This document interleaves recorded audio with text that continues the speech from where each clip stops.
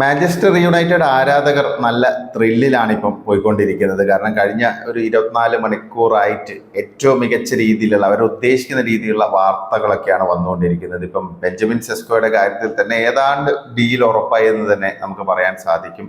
ഒരു 95% ഓക്കെ എന്നുള്ള രീതിയിൽ തന്നെയാണ് കാര്യങ്ങൾ പോകുന്നത്. ഫൈനൽ ചർച്ചകളാണ് ഇപ്പം ലീപ്സിഗുമായിട്ട് നടന്നുകൊണ്ടിരിക്കുന്നത്. അപ്പോൾ സ്വാഭാവികമായിട്ടും ന്യൂ കാസലിനെ മറികടന്ന് ബെഞ്ചമിൻ സെസ്കോയെ യുണൈറ്റഡിന് സീൽ ചെയ്യാൻ സാധിക്കുമെന്നുള്ള ഒരു വിശ്വാസം തന്നെയാണ് എല്ലാവരും. കാരണം സെസ്കോയുടെ നിലപാടായിരുന്നു ഏറ്റവും നിർണായകം. അപ്പോൾ മാഞ്ചസ്റ്റർ യുണൈറ്റഡ് ആണ് തൻ്റെ ഫോക്കസ് എന്ന് സെസ്കോ ഓൾറെഡി വ്യക്തമാക്കി കഴിഞ്ഞു. അപ്പോൾ അത് സംബന്ധിച്ചുള്ള ക്ലാരിഫിക്കേഷൻസ് ഒക്കെ വന്നിരുന്നു. അപ്പോൾ സ്വാഭാവികമായിട്ടും സെസ്കോ, എംബുവേമോ, പിന്നെ മത്തേയൂസ് കൂഞ്ഞ, ഇവർ 3 പേരും കൂടെ ചേർന്നുള്ള ഒരു ഫ്രണ്ട് ലൈൻ ആക്ടിവേറ്റ് ചെയ്ത് വരുമ്പോൾ വരുന്ന സീസണിൽ ഒരു ഗംഭീര റിസൾട്ട് തന്നെയാണ് ആരാധകർ പ്രതീക്ഷിക്കുന്നത്. കാരണം ഒരു ടൂത്ത്ലെസ് ആയ മാഞ്ചസ്റ്റർ യുണൈറ്റഡിന്റെ ആ ഒരു മുന്നേറ്റ നിരയെ ഒരു അഗ്രസീവായിട്ട് റിസൾട്ട് ഓറിയന്റഡ് ആയുള്ള ഒരു മുന്നേറ്റ നിരയാക്കി മാറ്റുക എന്നുള്ളതാണ് അമോറിമിന്റെ ഏറ്റവും വലിയ വെല്ലുവിളി. എന്തായാലും അതിനനുസരിച്ചുള്ള സൈനിങ്ങൾ ഇപ്പം നടന്നുകൊണ്ടിരിക്കുന്നു, പുരോഗമനം ഉണ്ടാകുന്നു എന്നുള്ളതാണ്.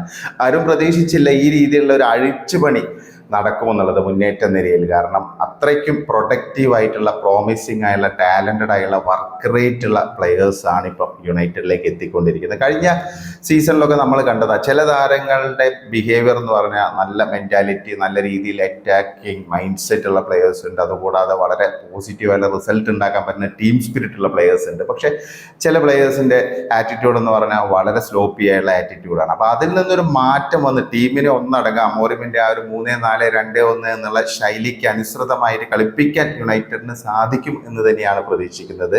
ഇപ്പൊ സെസ്കോ എന്ന് പറഞ്ഞു കഴിഞ്ഞാൽ മികച്ച ഏരിയൽ എബിലിറ്റി ഉള്ള, വളരെ ടാലന്റഡ് ആയുള്ള, ഫിസിക്കാലിറ്റിയും അതിനൊപ്പം തന്നെ ടെക്നിക്കലി ഗിഫ്റ്റഡ് ആയുള്ള ഒരു സ്ട്രൈക്കറാണ്. പലപ്പോഴും സ്ലാറ്റൻ ഇബ്രാഹിമോവിച്ചുമായിട്ടൊക്കെയാണ് കമ്പയർ ചെയ്യപ്പെടുന്നത് സെസ്കോയെ. ഏർലി ഡേയ്സിലാണെങ്കിൽ പോലും മികച്ച രീതിയിൽ പ്രോമിസിങ് ആയുള്ള ഒരു ടാലന്റ് ആണ് ബെഞ്ചമിൻ സെസ്കോ എന്നുള്ള കാര്യത്തിൽ സംശയമില്ല. കാരണം ഫൈനൽ തേർഡിൽ അഗ്രസീവ് ആണ്, നല്ല രീതിയിലുള്ള സ്പീഡുള്ള പ്ലെയർ ആണ്. അതുകൂടാതെ തന്നെ ഷൂട്ടിംഗ് കപ്പാസിറ്റി ഉണ്ട്. പിന്നെ ഏറ്റവും പ്രധാനപ്പെട്ട ഒരു കാര്യം അദ്ദേഹത്തിന്റെ ഏരിയൽ എബിലിറ്റിയാണ്. കാരണം ഹെഡർ ഗോളുകൾ നേടാനുള്ള ഒരു മികവുണ്ട്. പ്രത്യേകിച്ച് കഴിഞ്ഞ സീസണിൽ യുണൈറ്റഡ് നേരിട്ട ഒരു പ്രധാന പ്രതിസന്ധി ഹെഡർ ഗോളുകൾ നേടാനുള്ള നല്ലൊരു താരം ഉണ്ടായിരുന്നില്ല. സെറ്റ് പീസുകൾ യൂട്ടിലൈസ് ചെയ്യാൻ പറ്റുന്നില്ല, ക്രോസുകൾ യൂട്ടിലൈസ് ചെയ്യാൻ പറ്റുന്നില്ല. അപ്പൊ ഇതിനെല്ലാം ഒരു പരിഹാരം ഒരു പരിധിവരെ കണ്ടെത്താൻ പറ്റുന്ന ഒരു സ്ട്രൈക്കർ തന്നെയാണ് ബെഞ്ചമിൻ സെസ്കോ. പ്രത്യേകിച്ച് എംബുവേമയ്ക്ക് നല്ല രീതിയിൽ ക്രോസുകൾ നൽകാനുള്ള ഒരു കപ്പാസിറ്റി ഉണ്ട്. അപ്പൊ എംബുവേമയും മത്തേയൂസ് കൂഞ്ഞയും ഒക്കെ നൽകുന്ന സപ്പോർട്ട്, ഫൈനൽ തേർഡ് നൽകുന്ന സപ്പോർട്ട് യൂട്ടിലൈസ് ചെയ്യാൻ പറ്റുന്ന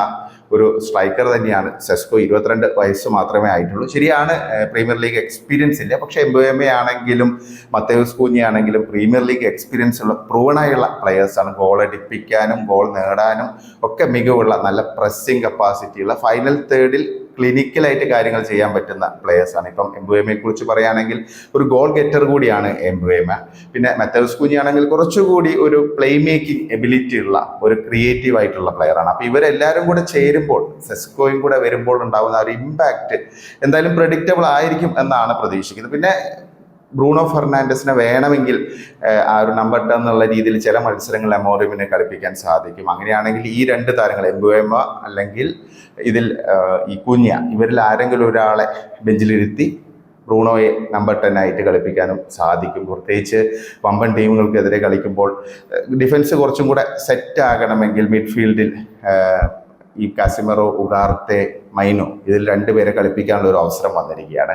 അപ്പം ഇങ്ങനെ നോക്കുമ്പോൾ യുണൈറ്റഡിനെ സംബന്ധിച്ച് നല്ല ഒരു ഫ്ലെക്സിബിലിറ്റി ഉള്ള ഒരു സ്ക്വാഡാക്കി മാറ്റാനുള്ള ഒരു സാഹചര്യമാണ് ഇപ്പോൾ ഉണ്ടായിരിക്കുന്നത്. അപ്പോൾ സെസ്കോ ഒരു വലിയ പ്രോമിസിങ് ആയുള്ള സൈനിങ് തന്നെയാണ് മാഞ്ചസ്റ്റർ യുണൈറ്റഡിനെ സംബന്ധിച്ച്. അപ്പോൾ ഈ ഒരു സീസണിൽ യുണൈറ്റഡ് പ്രതീക്ഷിക്കുന്ന രീതിയിൽ ക്രിയേറ്റീവ് ആയിട്ടുള്ള സൈനിങ്സ് ആണ് ഇപ്പം നടത്തിയിരിക്കുന്നത്. ഇപ്പോൾ ഏറ്റവും ഒടുവിൽ കേൾക്കുന്നത് ബലേബയ്ക്ക് വേണ്ടി, അതായത് ബ്രൈറ്റന്റെ മിഡ്ഫീൽഡറായുള്ള കാർലോസ് ബലേബയ്ക്ക് വേണ്ടി യുണൈറ്റഡ് ഇൻക്വയറി നടത്തി കഴിഞ്ഞു. ഇൻഫോർമലായിട്ട് ഈ മിഡിൽമാൻ വഴി ബ്രൈറ്റനെ ബന്ധപ്പെട്ടു എന്നാണ് പറയുന്നത്. ബലേബയെ കിട്ടുക അത്ര എളുപ്പമുള്ള കാര്യമായിരിക്കില്ല. കാരണം ബലേബയ്ക്ക് 100 മില്യൺ പൗണ്ടാണ് ബ്രൈറ്റൺ മുന്നോട്ട് വെക്കുന്ന ഒരു തുക. ഒരു 70 മില്യൺ പൗണ്ടൊക്കെയാണ് യുണൈറ്റഡ് പ്രതീക്ഷിക്കുന്നത്. അല്ലെങ്കിൽ ആ ഒരു വാല്യുവേഷൻ യുണൈറ്റഡിൻ്റെ ഒരു 70 മില്യൺ ഒക്കെയാണ്. അപ്പം എത്രത്തോളം ഇത് ഡീലിൽ ഇത് വലിയൊരു നിർണായക ഘടകമാകും എന്നുള്ളത് നമുക്ക് അറിയില്ല. പ്രത്യേകിച്ച് സെയിൽസ് എന്നുള്ളൊരു വിഷയം കൂടെ ഉണ്ട് യുണൈറ്റഡിനെ സംബന്ധിച്ച്. സാൻജോയെയും പിന്നെ അതുകൂടാതെ ആന്റണിയെയും പിന്നെ ഗർനാച്ചോയും ഓഫ്ലോഡ് ചെയ്യുകയാണെങ്കിൽ സ്വാഭാവികമായിട്ടും ഈ ഒരു ഡീലിലേക്ക് ഒഫീഷ്യലായിട്ട് കടക്കാൻ സാധിക്കും, ബലേബയുടെ ഡീലിലേക്ക്.